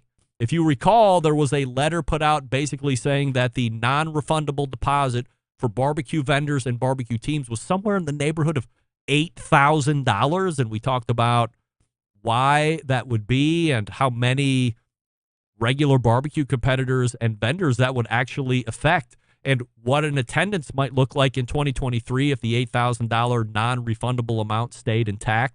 I've sent many letters asking for follow-ups at Memphis in May International, but I've heard nothing back from them, which is weird. However, I have heard that the refundable amount or the non-refundable amount has backed off considerably, but I have no confirmation from the Memphis in May organization on that, but we will continue to track that.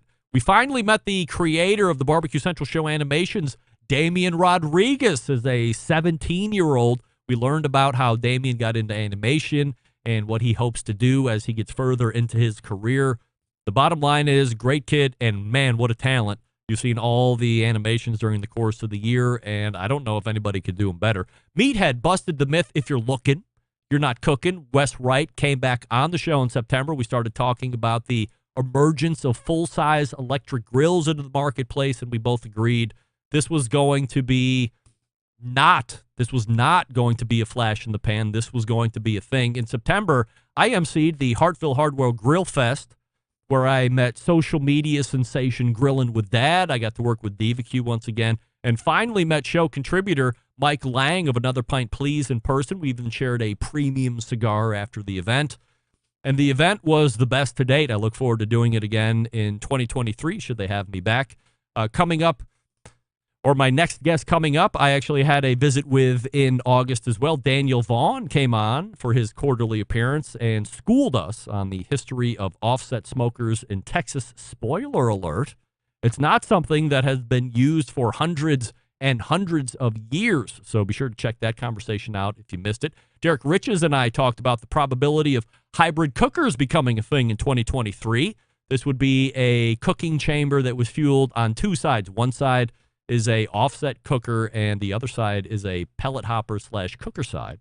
Closing out September, the embedded correspondents and I ushered in a new Barbecue Central Show guest Hall of Fame class that included the likes of Chris Lilly, Donnie Bray, Noah Glanville, Connie Rempe, and Mike Mills. Then October happened, and one of the best barbecue joints in Texas, Leonard Botello of Truth Barbecue, joined me for the first time. We talked about his culinary story, how that led him to barbecue, and what it's actually like when you make the Texas Monthly Barbecue list, top 50 for the first time. We also talked about how achieving that can really mess with business if you aren't ready to ramp up to meet the demand that is surely coming.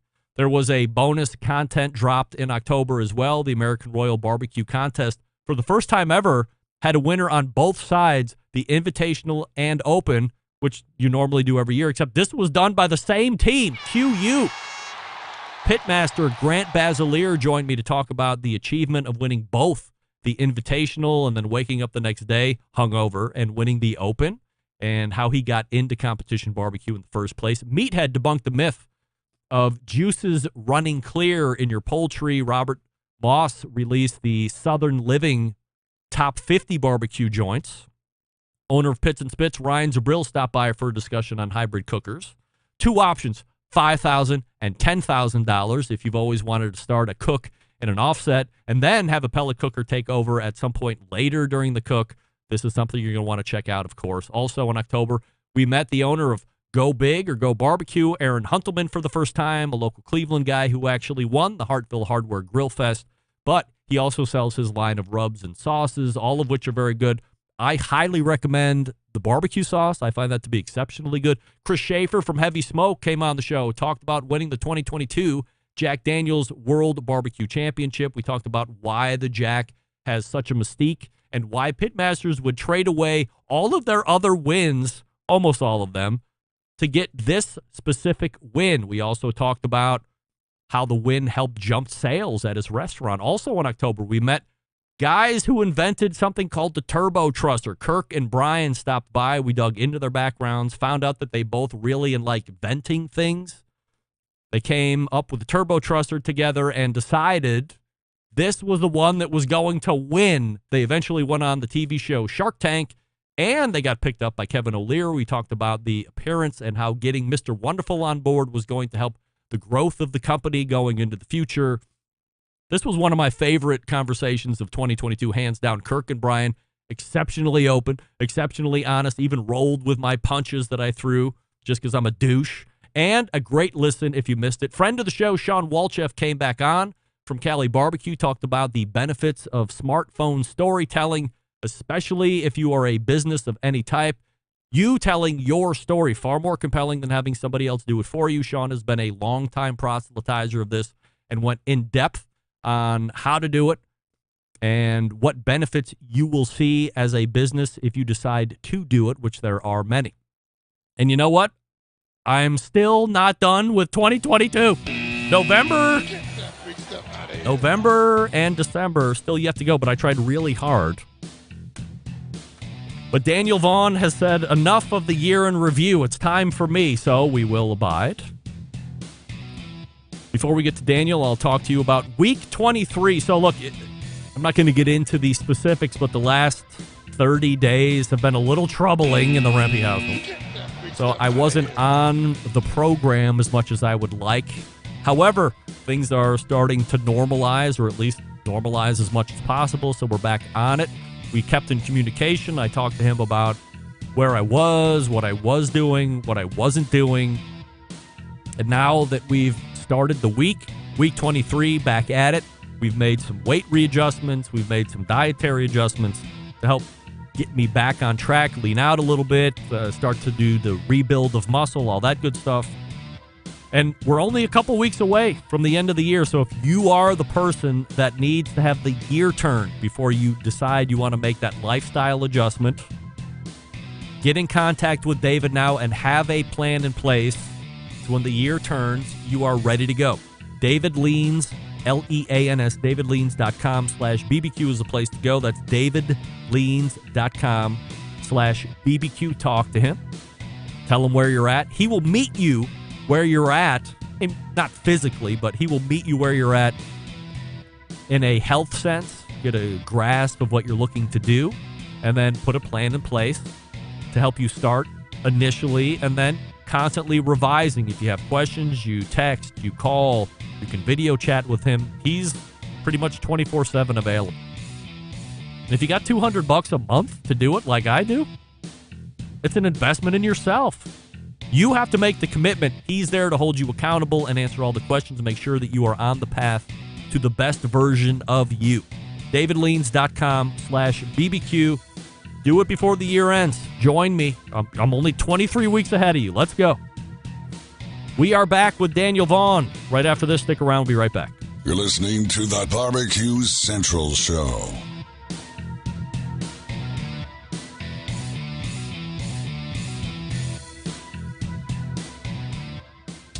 Let's get back to a guy who has more experience giving you his opinion than he actually has cooking. Once again, here's your host, Greg Rempe. And this portion of the show being brought to you by Smithfield. The popular Committed Cooks program for 2023 is still in effect. Teams participating will receive a premium swag kit, coupons to prizes through the season. Spots are limited, so hurry on over smokinwithsmithfield.com to sign up now. Helping me close the show tonight, barbecue editor for Texas Monthly Magazine. You also see him on this show for quarterly visits through this year, 2022, as we talk about things going on in Texas and in the barbecue/food world in general. We welcome back friend of the show, Daniel Vaughn. Hey, Daniel. Hey, Greg. How's it going? Good to see you. Absolutely fabulous. Great to see you as always. And we have some topics for this evening. But before we do that, let's talk about 2022 food trends that you wish you never saw happen. What was the one that infuriated you the most? I guess butter boards. Yeah. Don't need any more of that. They were all over Instagram. It was a little ridiculous. I didn't even know. This just goes to show my lack of social media savvy. I knew, like, what was the board sauce that Adam Perry Lang made like 15 years ago, where you lay the olive oil, the butter, sauce, whatever, yeah. board sauce. Like, that's the most recent board anything that I knew about. And then just a few days ago, I was watching my pal John Solberg on his Instagram, and he does the duets where he's commenting on somebody else's production. Somebody was like, had a board, and it was peanut butter and jelly and peanut butter and jelly, like all the way down the board. So this is like a whole thing that I missed out on was custom boards. Yeah. And, you know, I think it's like, I guess people got bored with, charcuterie boards. I didn't mean to do that. And so, yeah, they moved on to butter boards, and I think even like dessert boards where you lay down icing. Just different ways of taking things out of a tub and putting it onto a horizontal surface. Well, I'm glad somehow I missed that one. Usually I'm pretty up on my trends because, you know, most of the time they're ridiculous and I just love to shit all over them. But this one completely missed me, and I guess at this stage, I'm glad I missed it. Well, yeah, I mean, Instagram is its own little universe sometimes, and quite often I notice things in that universe don't make it anywhere outside of that universe. Does Texas Monthly tell you to be active on Instagram? Do they want you to have a fervent and engaged following? It's not something that we really talk about much. I think they enjoy that I'm active on Instagram. I used to be more active on Twitter than I am these days. Twitter's changed so much. I just think that most of what I'm broadcasting makes more sense on Instagram. One of the things we're talking about here this evening, well, let's start here since Christmas is only a handful of days away and we're obviously in the midst of Hanukkah. Barbecue ornaments. I've seen a few here and there over the years, but is this the year that there was a onslaught of a host of barbecue ornaments? I mean, I certainly saw a whole lot more from different grills and smokers. Traeger's got their own. Santa's got his own design. There's certainly the Weber kettle, your standard offset smoker. But yeah, I think this year I saw a lot more. A lot more were just sort of entering my feed or my Amazon suggestions, things like that. And so I decided, my tree at home, our family Christmas tree, we have a ton of ornaments, of course, but we also have a ton of barbecue ornaments. And I thought maybe it was just time to get my own barbecue tree. And so I've got a smaller fake tree, and it's really dedicated to just barbecue ornaments. So I pulled a couple of them off, and by barbecue, this is like a kind of a loose theme. I mean, obviously you got barbecue sauce. Yes, right? Very nice. Obvious one, right? But I've got I think if we're doing a barbecue tree, then a loaf of white bread. Yeah. What's better what goes better with Texas barbecue than white bread slices? And so I've got a half a red onion up there. I've got a pickle. The pickle now that's good luck in the German culture. Do you have a roll of butcher paper ornament? There is a roll of toilet paper on the other tree. That was to commemorate 2020. But no, I don't have. I guess I could paint that one brown, but I don't think I want brown toilet paper on my tree. The instant chat question in YouTube tonight is, what are you having for Christmas? Prime rib, turkey, or other? And at this stage of the show, 69% of voters are saying they're having other. Are you having other? I am having other as well. Oh. I had this conversation with my family, and I have been feeding them and, of course, eating along with them so much steak. I've been eating and really just looking through all these different Wagyu companies and Wagyu ranches all over Texas and trying their beef. And so we'll have, steak 2-3 nights in a row. And so when I brought up the idea of just one, massive piece of prime rib, it was sort of like, maybe we need a break from that. Wow. We've just been eating too much great beef. No, we're not taking too much of. I know. Snobs. Yes, they are. I'm raising snobs. Yeah. And so, I'm not going totally away from beef, but for ease of cooking and just something a little bit different, I'm going to do some nice rolls with a smoked tenderloin. The tenderloin is going to get chilled overnight, bring it out the next morning, let it get up to room temp a bit, slice it thin, make a nice mustard mayo horseradish sauce. And, and I'm also going to do a chicken roulade. Basically take a whole chicken, debone it, stuff it with some herbs, wrap it up and tie it up and put it on my rotisserie on the grill. So you get a nice crispy skin, nice juicy meat, and then you just slice it right on down through, not worrying about the bones. So I'm going to have both of those there, both of those on the table. When we talk about Texas brisket or brisket cooking in general, there always is a portion, whether I'm doing a round table, talking to a pitmaster, or just some other backyard hack like me, when are we going to wrap it? And for the last handful of years are we going to wrap it in foil, or are we going to use this newfangled butcher paper that everybody's into at this point, and everybody's getting custom peach butcher paper, blah, blah, blah.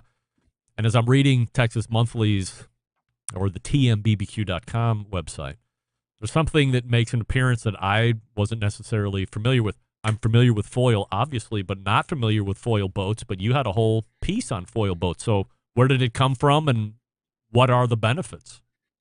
Well, it was really born at Friedman's Bar in Austin, the late Friedman's Bar in Austin, which Evan Leroy was the pitmaster at. Actually, quite a few big names in Texas barbecue came through there. So Brad Robinson, who is Chud's Barbecue, if you've seen his YouTube channel, he was one of the pitmasters there. And so the two of them, I think, are the biggest proponents of it now. So Evan Leroy is at Leroy and Lewis Barbecue, and they only cook brisket on the weekends. They do beef cheeks every other day of the week, but they use that foil boat method, which it's a little different than wrapping the whole thing in foil, and it's quite a bit different than using the butcher paper. The whole idea of the butcher paper is that it still breathes and all that. So here you want to really hold the juices in. Is a traditional Texas barbecue crispy bark always sounds unappetizing to me, but is that something that you would traditionally find on a Texas brisket? Yeah, a good stout bark is something you would traditionally find. And really, the butcher paper is one of those things that really has that's really waned with the popularity of butcher paper. The butcher paper doesn't really allow for a really stout bark, like a crunchy bark, like the one that you're going to run the back of your knife against and actually hear it scraping, like you would maybe a crispy skin on a pork belly. Yeah. But the foil boat, it holds the all the juices in underneath the brisket, but you're literally like creating a bit of a collar, like a little jacket around the brisket, but leaving the top of it completely exposed, and so that you're able to get that hot smoke and everything still running across the top of that brisket in the offset smoker, so you still get that additional smoke, and it's drying it out, continuing to dry it out, and continuing to get that bark more and more stout. So when you get that finished product, when you get that slice of brisket on your plate or on your platter, it has an actual crunch to it. And with a place that's using your standard butcher paper, certainly a place that's using aluminum foil to completely wrap the brisket, you're not going to have that sort of difference in textural variation on the bark of the brisket like you would with the foil boat.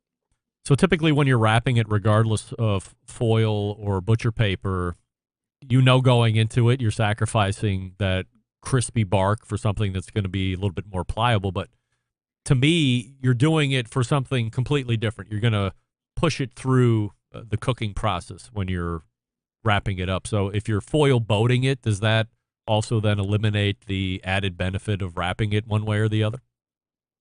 Yeah, certainly it's not going to hold in the heat. You're literally leaving the entire top of the brisket, all of that fat cap exposed. And so, yeah, you're not going to have that more rapid cooking toward the end like you would once you wrap something up completely in butcher paper or foil. The other benefit of wrapping in paper or foil would be that, it's easier to store in your warmer as well. So, there are some downsides to it, but certainly for a backyard cook, I think it's something worth trying to see if you really like that texture. I did a side by side tasting of a foil wrap brisket, a butcher paper wrap brisket, and a foil boat brisket at Goldie's Barbecue.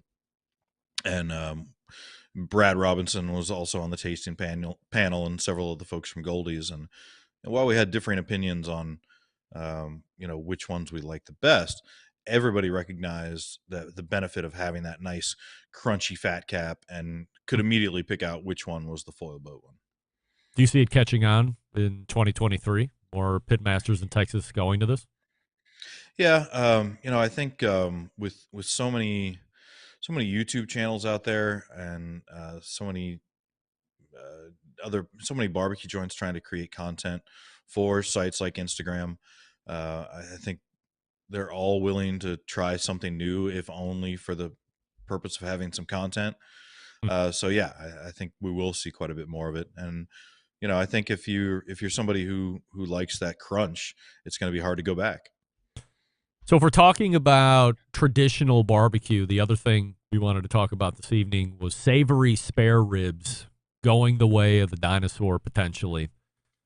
So my thought is, especially as you read through the article, is that back in the day, ribs were like this, and then at some point, ribs switch to sweet, candy-like? There seems to be I have no way of verifying this, but when you talk to people or you take the poll of the general public, they like a sweeter or more candied rib.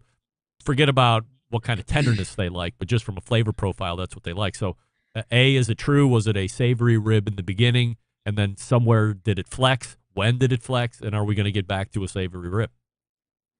Yeah, I think at least in Texas, certainly the old school meat market style barbecue joints were predominantly doing a savory pork rib. So salt and pepper, or salt and pepper and cayenne, salt, pepper, and garlic. But really your predominant flavors were that salt and pepper. I think, as you said, much like in the competition circuit, if it's not sweet, it's not going to win, right? There is a draw to a sweet rib. Sweet flavors in pork, I think, go together a lot better than sweet flavors in beef.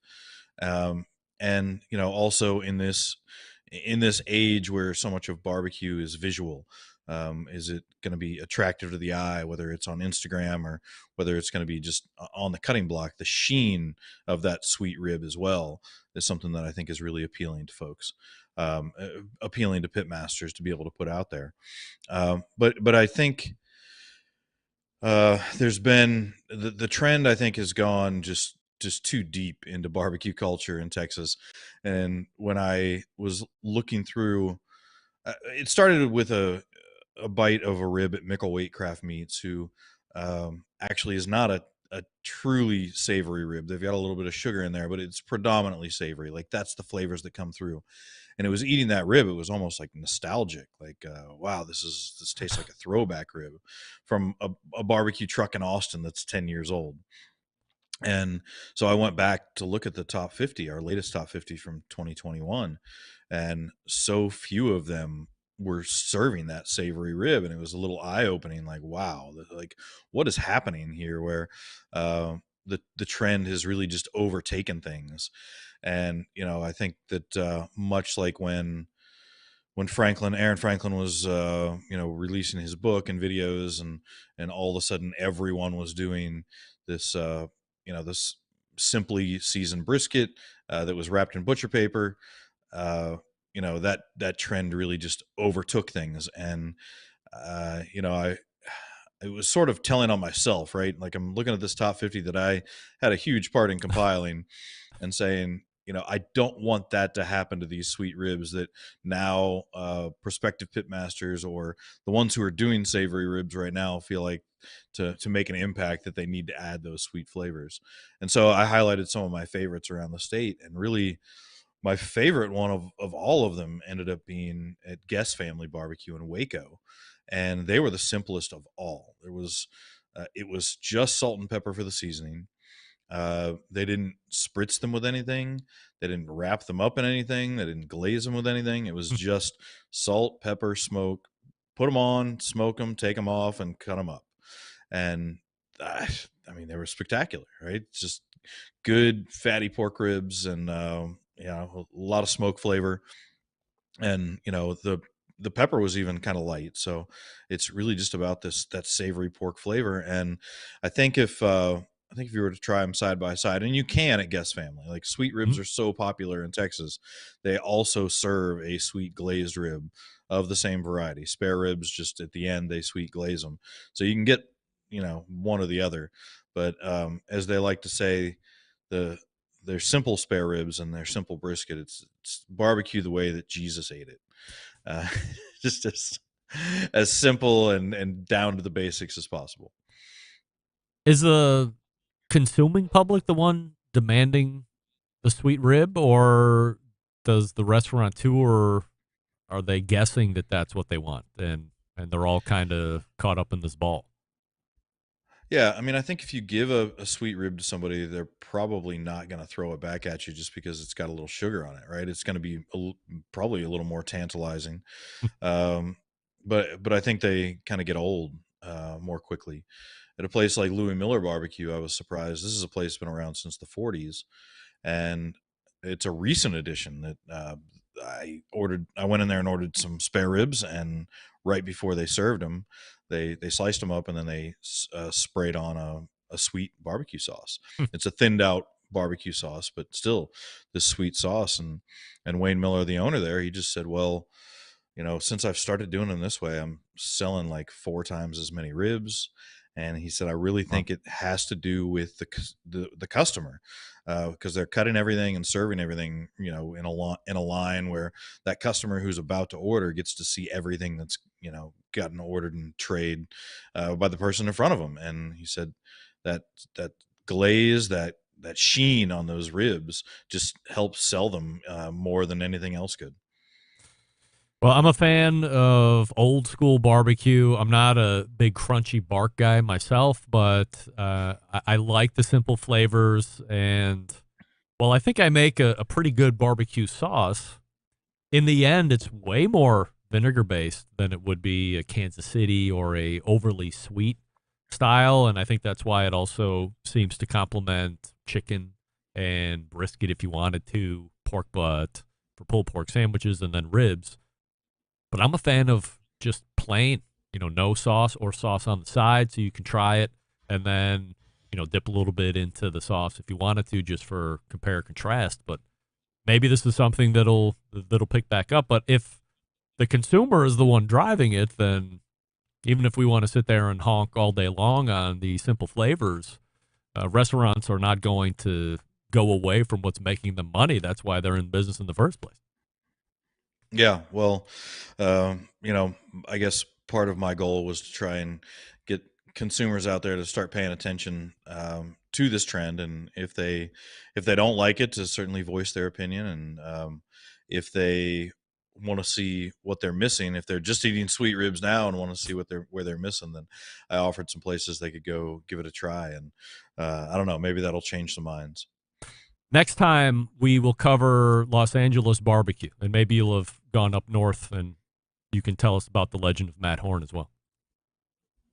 Yeah. I do want to get to Oakland and try Horn barbecue for sure. I've took a recent trip to California and was able to try several places, but Moo's Craft and Heritage Barbecue were the main reasons I was going. Heritage Barbecue down in San Juan Capistrano, Moo's Craft Barbecue in LA, both places that started as underground barbecue joints doing it illegally, and both of them being places that have really brought like legal wood cooking barbecue to California really for the first time. And I think the way that they're cooking and the way that they sort of demanded and were persistent about the way they wanted to cook help really change even some of the state laws in California that are going to make it easier for new barbecue joints to come along the way and cook with wood.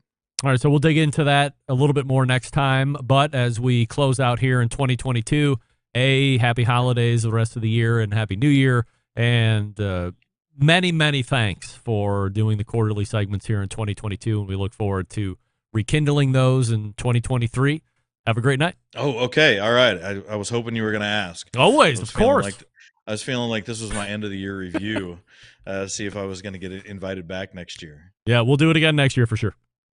All right. Excellent. All right. Well, happy holidays to you and yours. Daniel Vaughn right there.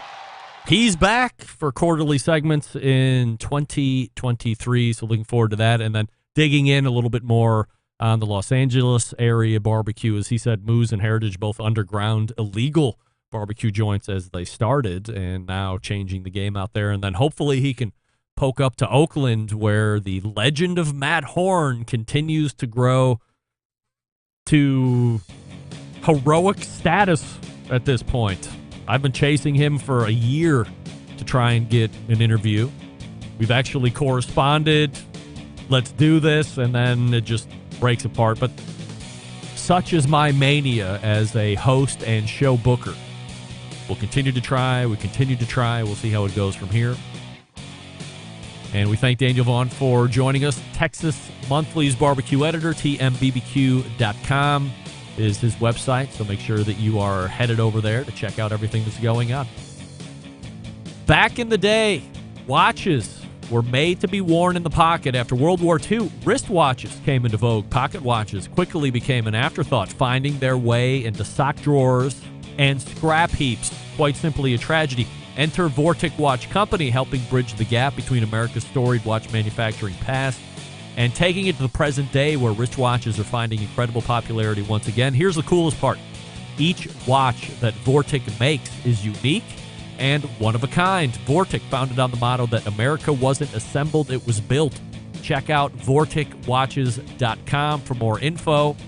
That's VorticWatches.com. We're back to wrap the show right after this. Stick around. We'll be right back.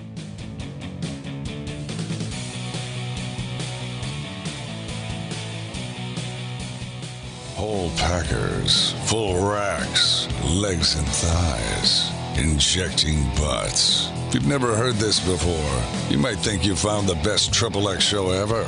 Let's get back to the most homoerotic host out there today, Craig Rimpey. And we thank Daniel Vaughn for joining us last segment, tmbbq.com, his website. And he said he's not as active on Twitter as he once was, but he's BBQ Snob over on Twitter. Now frequenting Instagram a little bit more. He's probably BBQ Snob over there as well. Search for him, then follow, regardless. Well, let's go ahead and break out of here all the way back in the first hour. I led off with the first portion of the 2022 Barbecue Central Show's year in review. After that, we talked with Mr. Jonathan from the Cigar Authority. What you should be buying, the cigar lover, how you can sleuth out somebody looking to get into it, what you should be buying a cigar smoker currently without going up and asking them, where you should be spending money on gifts that you don't normally have to spend money. He said a cutter. We also talked about the gross overpopularity and excitement with Cuban cigars. He's saying between Dominican, Nicaragua, and somewhere else that I can't remember right off the top of my head. Those are the places that you want to get your cigars from. Don't fall victim to the Cubans. You're overpaying, and they're quite frankly not as good. Second hour, we tried to get through the second half of the 2022 Barbecue Central Show's year in review. We got to the end of October, so we have November and December to try and get through next week, but that'll be tough. And then we close it out with Daniel Vaughn from Texas Monthly. Once again, tmbbq.com, his website. Big show planned for you next week. Noah Glanville from Pit Barrel Cooker is in. Also, the embedded correspondence, and we're going to really try to squeeze those last 2 months of the year in review in. But you tell me, as I was going through it, can you believe we had all of that content and I left stuff out? That wasn't just a regurgitation. Those were the highlights. There was stuff that just didn't even make it in every month in that year in review. So the amount of content is shocking. The amount of first-time guests is shocking, but the quality of content and the fidelity and the audio and the video, all raising the bar. That's what we're here to do, giving you value, entertainment, fun, and frivolity, sometimes all separately, sometimes all at the same time. Why not? Until next Tuesday, so how do I always leave you? September 11th, 2001. I will never forget. Happy Hanukkah as we are in the midst of it. Happy Merry Christmas coming up on Saturday, Christmas Eve going into Sunday, Christmas Day, and we will see you back here Tuesday. I am a proud U.S. American. Good night now.